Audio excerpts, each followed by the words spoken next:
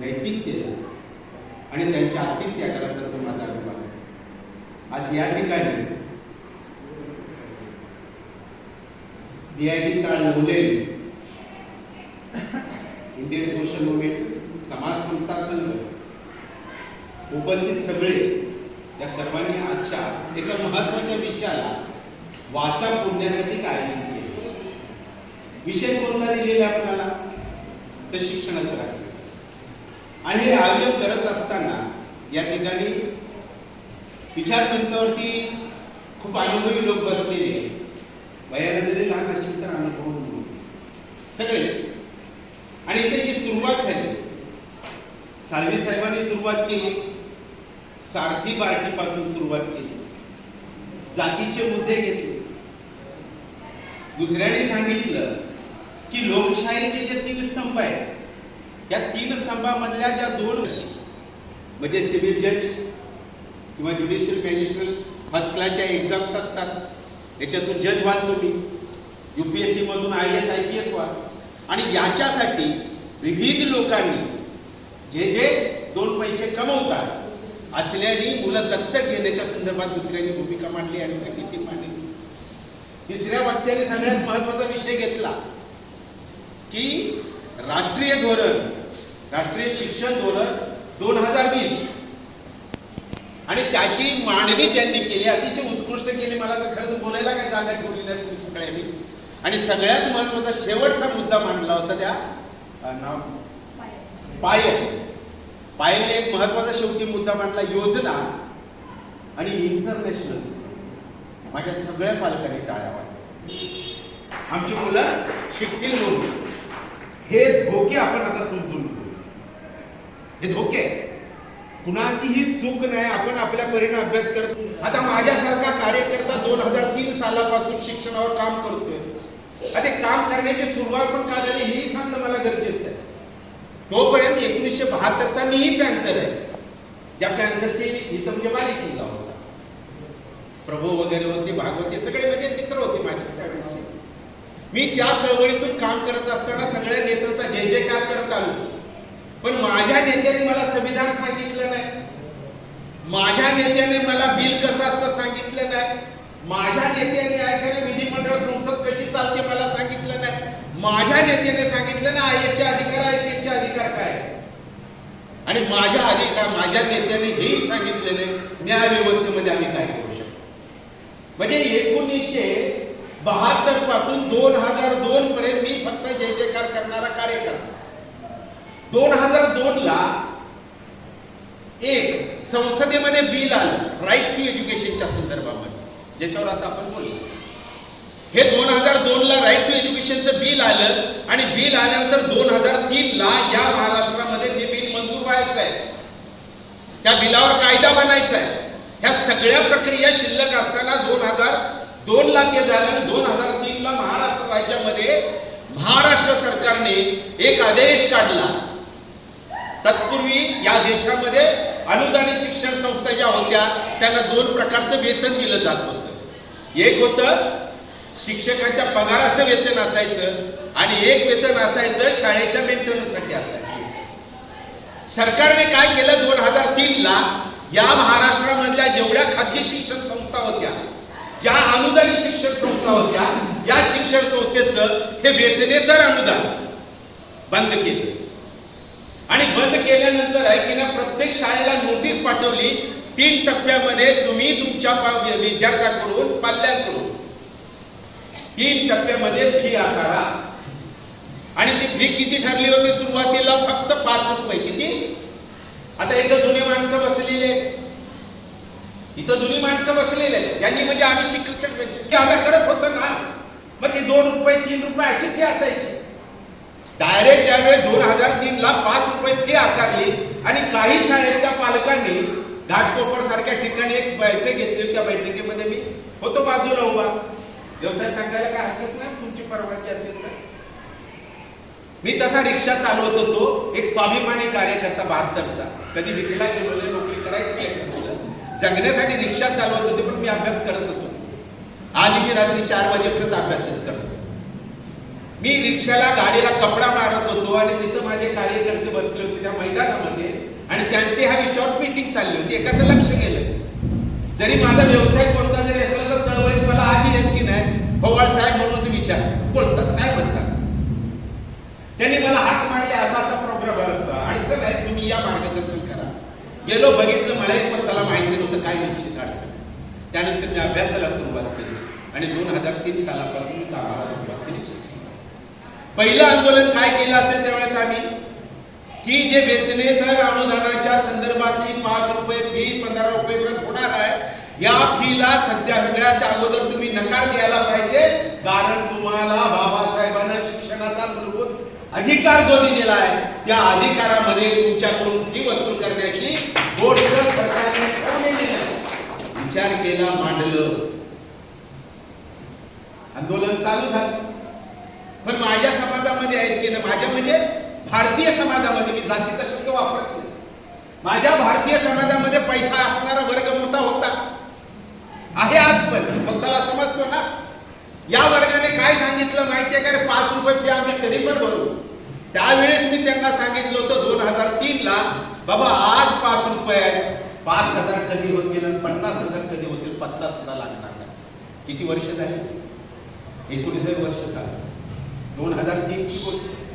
2003 सालापासून ही गोष्ट मी सांगायला सुरुवात केली. ज्या प्रकारे यांनी शब्द वापरला की माझे अधिकारी कसे वागतात, मी त्याच्यावर पुस्तक लिहिलं, शिक्षणाचं राष्ट्रीयकरण. आणि बऱ्याच IAS IPS अधिकाऱ्याकडे गेलो म्हणजे देणगी मागायला, पुस्तक छापण्यासाठी. माझ्या जातीचे शब्द इथं वापरतोय, मी भारतीय समाजाचा शब्द न वापरत.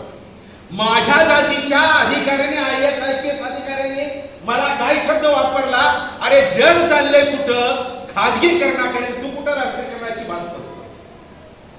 लाज वाटायला पाहिजे होती अधिकाऱ्याने. बाबासाहेबांना स्टेट्स अँड मायनॉरिटीज मध्ये ज्या गोष्टी मांडलेल्या आहेत, या गोष्टीपासून कोसो दूर करणारे जर माझे अधिकारी होत असतील तर त्यांना सुद्धा धडा शिकवणं ही आमच्या सगळ्यांची जबाबदारी आहे. आम्ही करतो का? बाबासाहेबांनी ज्या सांगितलेल्या गोष्टी आहेत त्याच्यापासून कोसो दूर करणारे लोक आज समाजाचे मोठमोठे अधिकारी आहेत, मोठमोठे नेते आहेत. कोणत्या गोष्टी सांगितलेल्या आहेत? पायाभूत सुविधा आणि मूलभूत उद्योग. आणि या पायाभूत सुविधामध्ये हा एक भाग आहे आरोग्याचा आणि शिक्षणाचा, की जे सरकारनं मोफतच द्यायला पाहिजे आणि सरकारच्या खर्चाने द्यायला पाहिजे. ही भूमिका सांगणारी माझे डॉक्टर बाबासाहेब आंबेडकर आणि त्या डॉक्टर बाबासाहेबांचं नाव घेणारी आमची ही पिल्लावळ किती फरक आहे समजून घ्यायचं.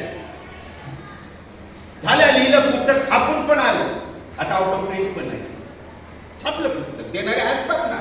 मग माझ्यासारखा गरीब एखादा माणूस म्हणतो घ्या साहेब तुम्ही 50 रुपये, माझे 100 रुपये, पुस्तक छापूया म्हणणारा आज ही समाज जिवंत आहे. आणि मग त्यानंतर बघत गेलो आम्ही. मग राईट टू एज्युकेशनचा कायदा बिल आलं 2002 ला. त्यानंतर संसदेमध्ये, विधिमंडळामध्ये 5 वेळा चर्चा झाल्या. त्याच्यावरती बिल मंजूर झालं 2009 ला.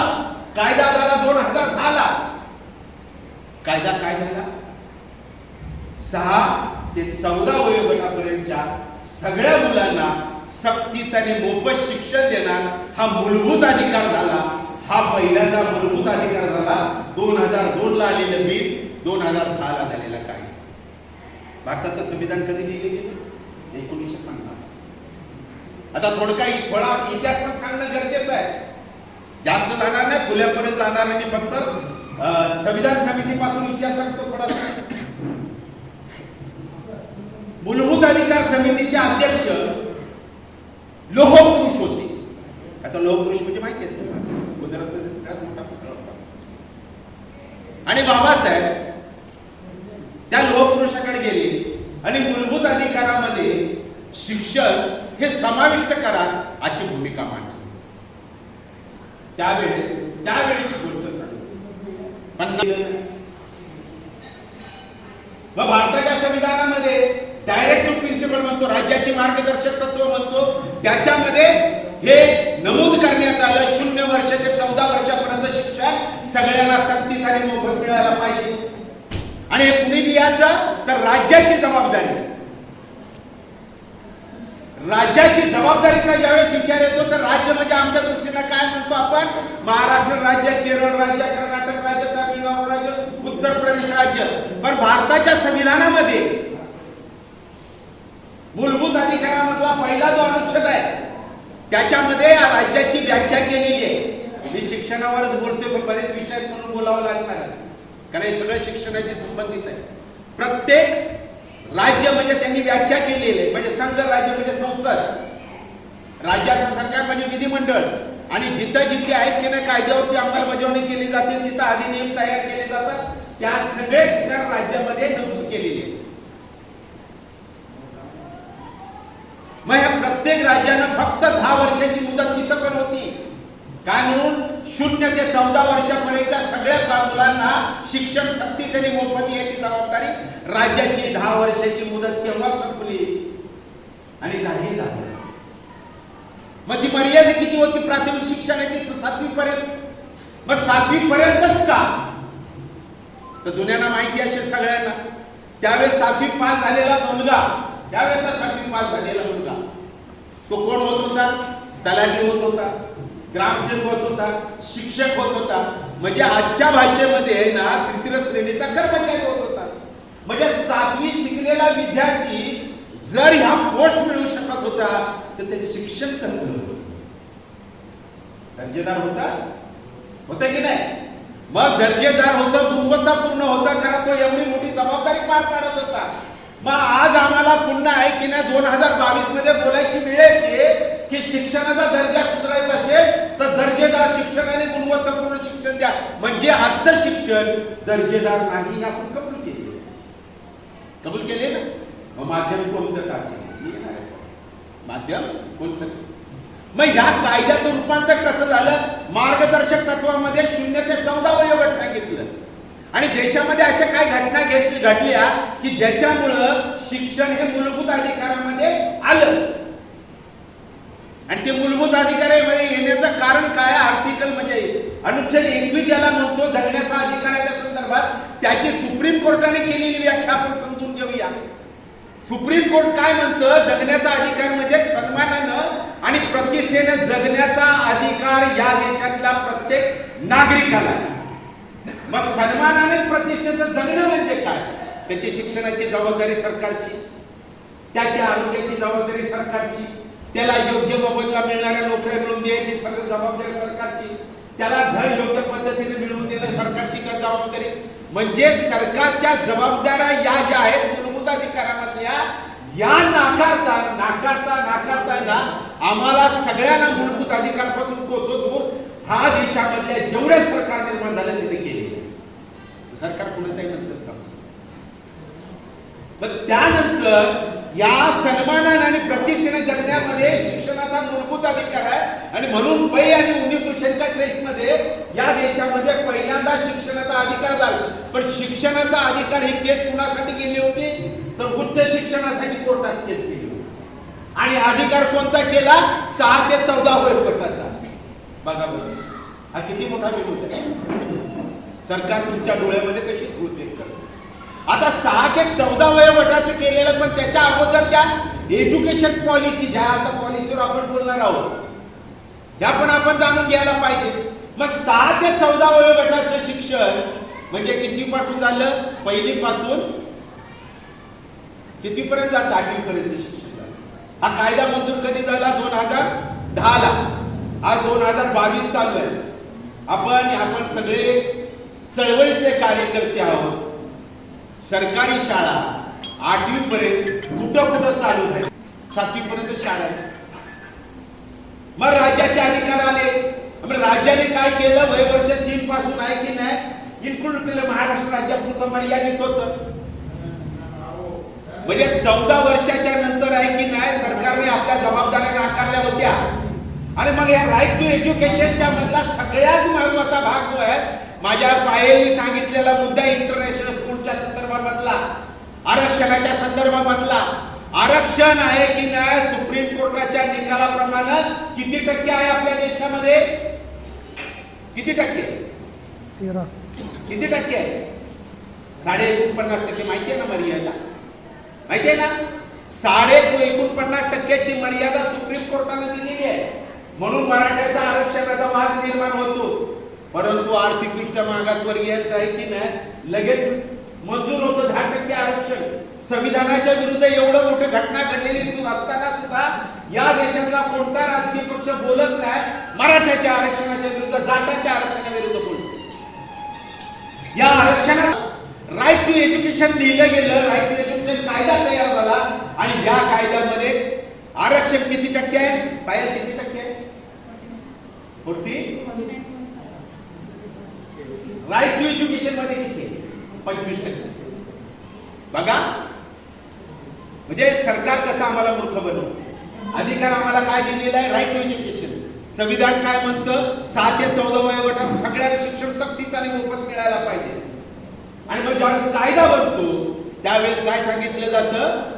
खाजगी शिक्षण संस्थेमध्ये शिक्षण घ्यायचं असेल तर तुम्हाला 25% आरक्षण मिळेल आणि त्या 25% आरक्षणामध्ये 12.5% आरक्षण अनुसूचित जाती जमातीसाठी असेल आणि 12.5% आहे की नाही देशामधल्या आर्थिक दृष्ट्या दुर्बल घटकासाठी असेल.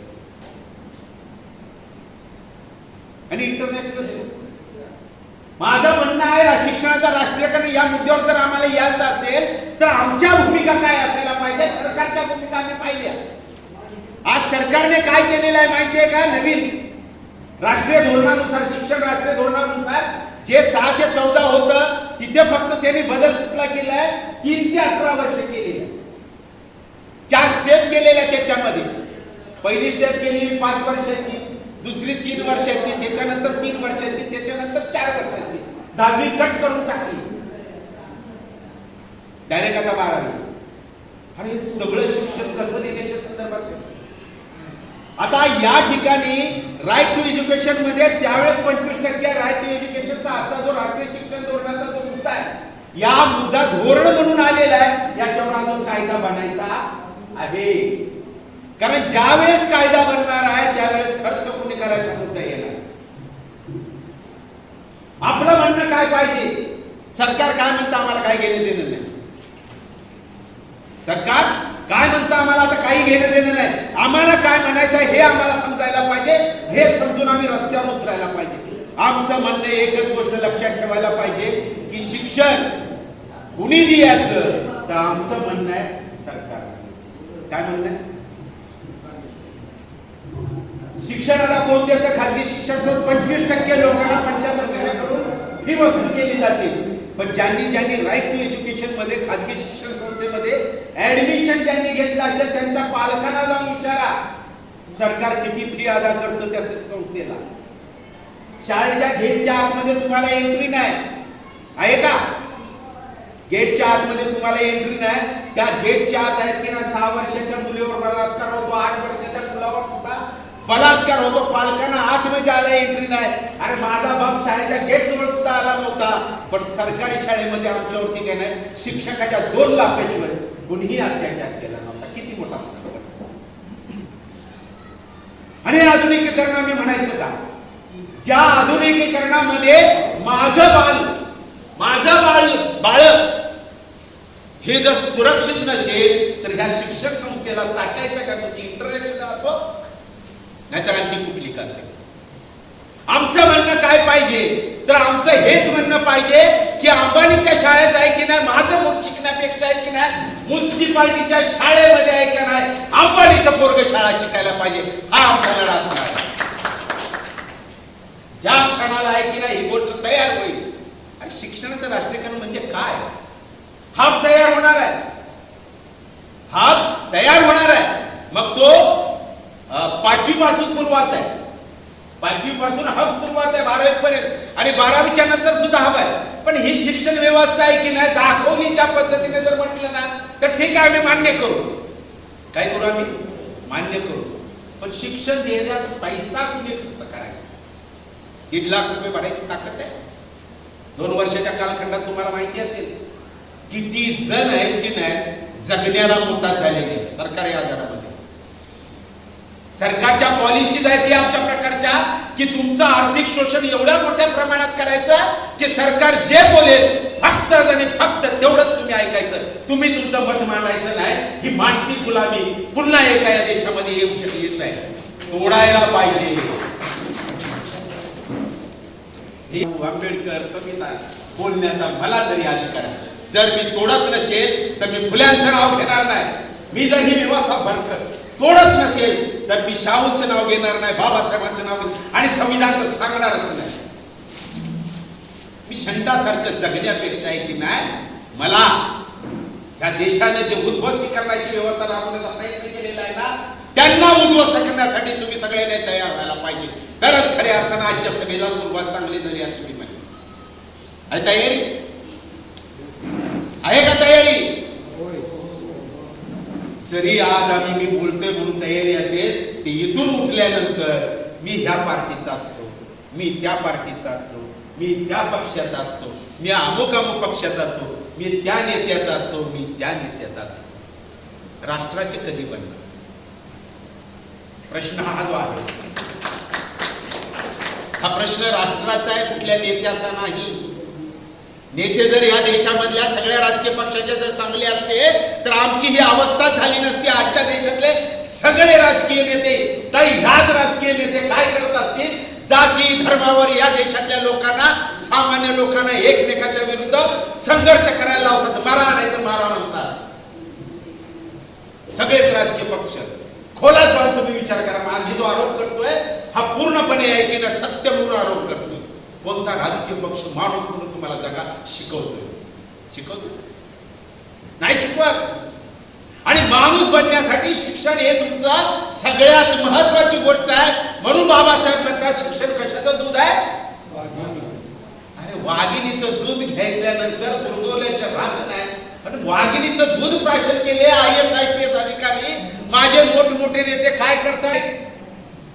अरे तो सत्ताधारी पक्ष मला काय करेल, किती घाबरतात. मग शिक्षण कोणतं पाहिजे? शिक्षण फक्त अकॅडमिक एज्युकेशन नव्हे, तर शिक्षण तुम्हाला आहे की नाही, तुम्हाला ज्या व्यवस्थेतून मानसिक गुलाम बनवलं जातं मग ते शिक्षण मिळालं तर न शिकलेला माणूस सुद्धा आहे का नाही, गुरगुरल्याशिवाय काय नरडीचा बोट घेतल्याशिवाय सुद्धा थांबणार नाही. आणि हे सत्य आहे. मग आज आम्हाला काय करायचं आहे तर शिक्षणाच्या राष्ट्रीयकरणाच्या संदर्भामध्ये अनेक मुद्द्याला ह्याने हात घातलेला आहे. आणि वेळ होत गेल्याला माझा ऐकायला किती मला माहिती नाही, पण तुम्ही परवानगी दिली तर आणखी 5-10 मिनिटं मी बोलेन. काही महत्वाचे मुद्दे मांडे. मुद्दा कोणता आहे की राईट टू एज्युकेशन आणि आताची new education policy, national education policy ही सरळ समजून घेऊया. जो 25% मुद्दा आहे, पहिल्यापासून डिमांड करतो 18 वर्षापर्यंत शिक्षण सक्तीने मोफत व्हावं, हे केलेलं आहे. पण हे करत असताना, हब निर्माण करत असताना, या सगळ्या गोष्टी करत असताना सरकारने अजूनपर्यंत स्पष्टपणे मांडलेले नाही की शिक्षण आम्ही आमच्या पैशाने देणार आहे का ज्यांच्याकडे पैसा आहे त्यांच्या मुलांना शिकायचं आणि ज्यांच्याकडे पैसा आहे त्यांनी शाळा काढायचा. ह्याच्यासाठी पॉलिसी काही भूमिका मांडली, काय भूमिका मांडलेली नाही. ज्यांच्याकडे पैसा आहे त्यांच्याच मुलांना शिकायचं, मग 1.5 लाख रुपये भरायचे. बरोबर आहे की? कायदा बनण्याच्या अगोदर कायदा कसा असावा यासाठी तुम्हाला, मला, या भारतीय लोकांना, या भारतातल्या लोकांना जे याच्यामध्ये पिचले जाणार आहे त्यांनी एक आंदोलन करायला पाहिजे. आणि सगळ्यात महत्वाचं आंदोलन म्हणजे कोणतं? 1964 ला पहिला जो आयोग झाला आपल्या भारतामध्ये आलेला आहे, कोठारी आयोग. कोठारी आयोगाने बऱ्याच गोष्टी घेतलेल्या आहेत नवीन पॉलिसीमध्ये सुद्धा. या कोठारी आयोगाने पहिला आयोग प्राथमिक शिक्षण काय असावं, पहिल्या टप्प्यावरती आपण आंदोलनाला सुरुवात करूया शिक्षणाच्या राष्ट्रीयकरणाचा पहिला मुद्दा म्हणून. तो म्हणजे कोणता की वय वर्ष 3 ते 18 वर्षापर्यंत जे शिक्षण आहे हे शिक्षण सरकारनेच द्यायला पाहिजे. सरकारनं कुठं द्यायला पाहिजे तर सरकारी शाळेतच द्यायला. कशा पद्धतीने द्यायचं तर सरकारनं स्वतःच्या पैशामधून द्यायला पाहिजे. म्हणजे आमची भूमिका कोणती पाहिजे? शिक्षण 12वी पर्यंत शिक्षण कुणी द्यायचं? सरकारने द्यायचं. कुठं द्यायचं? सरकारी शाळेत द्यायचं. आणि कुणाच्या पैशाने द्यायचं तर सरकारच्या पैशाने. मग सरकारचा पैसा म्हणजे कोणाचा पैसा? आपलाच आहे. बरोबर आहे की नाही? आज खाजगी शिक्षण संस्थेमध्ये आम्ही मुलं जातो, शाळेत टाकतो, 5,000 रुपये फी भरतो, शाळेतून मूल आलं का आम्ही पालक काय करतो माहिती आहे, त्याच्या बोखांनी दुसरं दप्तर मारतो पाठीवरती आणि त्याला म्हणतो उठ आणि ट्युशन मध्ये जा. बोलतो की नाही बोलत? मग 5,000 फी भरणाऱ्या ठिकाणी शिक्षण चांगलं मिळतं की वाईट मिळतं? स्वतःच्या मनाला प्रश्न विचार. वाईट मिळतं म्हणून तुम्ही ट्युशनला पाठवता ना? खरंच प्रामाणिकपणे सांगायचं, जर चांगलं मिळत असतं तर तुम्ही ट्युशनला पाठवलं असतं का? नाही ना. मला जाब कधी विचारला आपण शाळेत जाऊ? माझ्या आया बहिणी बऱ्याच ठिकाणी मोलकरणीचं काम करतात, पिढी जात गरिबी. आता माझ्या मोलकरणीनं सांगितलं त्या मालकाला, मी तुझी भांडी घासणार नाही, पगार देईल का? मी तुझे कपडे धुणार नाही, पगार देईल का? नाही देणार ना. अरे मग तसंच आहे ना, ती मोलकरी नाही शाळा तुमची. 5,000 रुपये द्यायला जातं ना तुम्ही पगार. मग 5,000मध्ये त्यांनी मुलांना शिकवणं ही त्याची जबाबदारी कधी जा विचारलाय का? शाळेच्या आतमध्ये तुम्हाला येईल. म्हणजे ह्या सगळ्या पॉलिसी मधून होणार काय माहिती आहे का? आमचा पैसा गरीब माणूस खिशातून काढणार, कर्ज काढणार, 12वी पर्यंत जाय की नाही तो पालक मुलाला शिकवण्यामध्ये बेजार होणार. उच्च शिक्षण कसं? त्यामुळे आमचं म्हणणं आहे की कमीत कमी 12वी पर्यंत या देशातल्या कोणतंही सरकार असे नका. कारण सरकार कोणत्या पक्षाचं नसतं, सरकार आमचं असतं. निवडून दिल्यानंतर ते सरकार आमचं आहे. बीजेपीचं सरकार दिल्लीमध्ये नाही, महाविकास आघाडीचं सरकार महाराष्ट्रामध्ये नाही, ते आमचं सरकार आहे. आमच्या मताला त्यांनी निवडून दिलेलं. आम्ही कर देतो म्हणून ते सरकार चालतं, त्यांना फंड मिळतो, त्यांचा पगार मिळतो, त्यांचा विधिमंडळामधला सगळा खर्च मिळतो. पैसा कोण देतं? मी देतो. आणि मी देणारा पैसा माझ्यावर जर खर्च होत नसेल, हंटर आयोगामध्ये फुल्याने त्यावेळेस सांगितलं होतं, कर रूपाने या देशातली रेत तुम्हाला पैसा देते, त्या पैशाचा विनियोग आमच्यासाठीच करा. आज पुन्हा आम्हाला बोलायची वेळ आलेली आहे. आम्ही पैसा देतो, तुझ्या खर्चा एकही पैसा नाही. सरकारचा पैसा म्हणजे माझा पैसा आहे आणि माझा पैसा माझ्या मुलाच्या शिक्षणावर खर्च करणं ही तुझी जबाबदारी आहे. जर स्वीकारत नसतील तर तुला खाली खेचण्याचा सुद्धा मला अधिकार आहे. आणि मग हे करायचं कसं? विधिमंडळात तर कोण नाही माझा मामा, सगळेच गुलाम आहेत. सगळेच गुलाम आहेत ना राजकीय पक्षाचे. तिथं त्यांचा पक्ष जे बोलेल तेच ते ऐकतात. त्यांच्या डोक्याला स्वतःला अक्कल नाही कुणाची.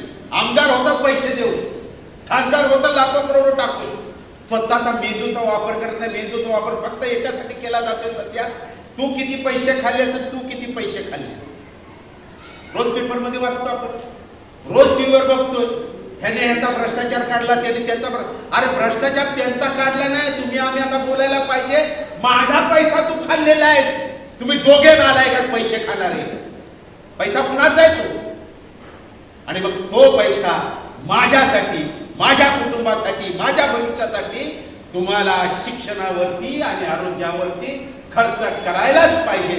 आणि यासाठी आजच्या बैठकीचं आयोजन केलंय. त्या बैठकीच्या आयोजनाचं प्रयोजन तुम्हाला सांगतो की आपण सायन ते CSMT याच्यामध्ये जो एरिया येतो, जेवढा त्या एवढ्या एरियामध्ये आहे का नाही, एक आपणाला रॅलीचं आयोजन करायचं. एवढ्याच वस्तीतल्या लोकांना घेऊन इथं कुटुंबाला आले असतील लोक, त्यांनी आपापल्या वस्तीमध्ये या प्रकारचं आयोजन करायचं आहे. आपलं एकच म्हणणं असेल, पहिल्यांदा 12वी पर्यंत शिक्षण सगळंच्या सगळं सक्तीचं मोफत घराजवळच्या शाळेत मिळायला पाहिजे. आणि त्या शाळेमध्ये जर तो चर्चगेटची शाळा असेल, सरकारी शाळा असायला पाहिजे. आणि मग तिथं जर आहे की नाही, या देशातल्या कोणत्याचा पोरगा जरी शाळेत शिकत असेल आणि तिथं कांबळे म्हणून शिपाई असेल, त्याचे पोरग त्याच शाळेत, कुठल्या शाळेत इथून उचलायचं आणि इंटरनॅशनल स्कूल मध्ये स्वप्न सोडून द्या. की इंटरनॅशनल शाळा सुद्धा आहे की ना 12वी पर्यंत सरकारचीच व्हायला पाहिजे. तेव्हा आमची मुलं आहेत की त्या घरा आजूबाजूची मुलं तिथं शाळा शिकतात. इथं नगरसेवक असेल ना, इथं आमदार पण असेल की नाही, पण त्याच्या पोरांना आहे की ना माथेरला जाऊन शिकायचं कुणी सांगितलेलं आहे? त्याच्या घराजवळच्या शाळेत जायला पाहिजे त्याने. जर उद्या आमदाराचं पोरग, नगरसेवकाचं पोरग, कारपोर म्हणजे नगरसेवकाचं पोरग, म्युन्सिपाल्टीच्या अधिकाऱ्यांची पोरं एकाच शाळेत जर शिकायला लागली तर तो अधिकारी काय बोलेल त्या शाळेत? संडास स्वच्छ राहील की नाही शाळेत? पाणी 24 तास मिळेल का? पायाची सुविधा मिळतील का नाही मिळेल? एक उदाहरण सांगतो आणि मी थांबणार आहे. एक उदाहरण सांगतो आणि मी थांबणार आहे. तेलंगणामध्ये एक IAS अधिकारी झाला, जिल्हाधिकारी म्हणून तो गेला. ज्या जिल्ह्यामध्ये गेला त्याच जिल्ह्यामध्ये त्याचं गाव होतं. त्याने आपल्या बायकोला मुलीला आहे की नाही गावातून सोडलं रामजी, आणि बायकोला सांगितलं त्या सरकारी शाळेमध्ये जाऊन ऍडमिशन. काय सांगितलं? सरकारी शाळेमध्ये जाऊन ऍडमिशन घे. ऍडमिशन घ्यायला गेली, लाईन मध्ये उभा राहिली ती, आणि उभा राहिल्यानंतर आहे का तिचा नंबर आल्यानंतर तिला विचारलं तुमचं नाव काय, मुलीचं नाव काय, तुम्ही काय करता, म्हणजे नोकरी काय करता, मुलाच्या वडिलांचा हे काय व्यवसाय काय, जॉब काय. त्या बाईने सांगितलं जिल्हाधिकारी आहे. आणि तो शिपाई तुला म्हणतो जिल्हाधिकारी काय वेळ बीड लागलेलं आहे काय, तिलाच म्हणतोय जिल्हाधिकारी. इकडे कशाला, दोनदा झालं, तीनदा झाला, ती सांगते या मुलीचा वडील जिल्हाधिकारी. शेवटी तो उठला आणि प्रिन्सिपलला जाऊन भेटला.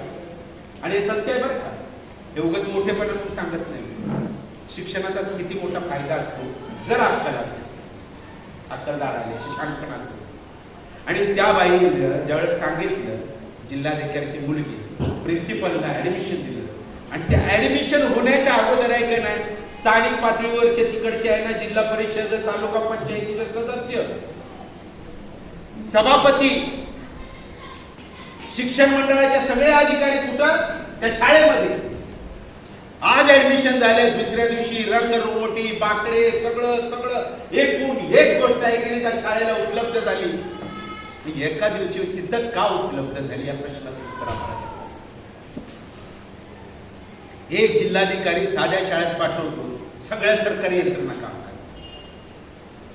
आणि मग आम्हाला काय आंदोलन पाहिजे बाहेर की माझ्या घराजवळच्या शाळेमध्ये दर्जेदार, गुणवत्तापूर्ण, समतेचं शिक्षण मिळायलाच पाहिजे.